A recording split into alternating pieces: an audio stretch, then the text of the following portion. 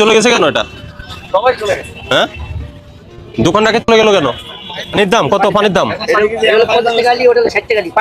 এটা 50 টাকা, ওটা 60 টাকা। তাহলে পানির দামে তো আসে নাই এখন। বেগুন কত দাম? 80 টাকা। এটা কত? ওই যে লম্বাটা 100। মাল আনেন কোথা থেকে? স্লিপ দেয়, ক্যাশ মেমো দেয় না? কখন আনেন মাল?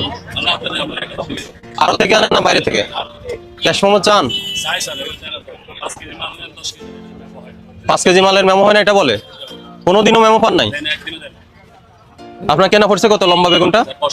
এই যে উনি যেটা বললেন যে এক ভোক্তা কিনেছে 120 টাকা হালি লেবু, আর আপনি বলছেন 80 টাকা। যদি আপনি মূল্য তালিকাটা নিয়ে দেন তাহলে কিন্তু এই কনফিউশন বা এই দ্বিধাদ্বন্দ্বের কোনো সুযোগ নাই যে আপনি 80 টাকা বলছেন, 80 টাকায় বিক্রি করছেন। আমাদের বললেন 80, কিন্তু লোককে বিক্রি করলেন 120 টাকা। এটা ঠিক না।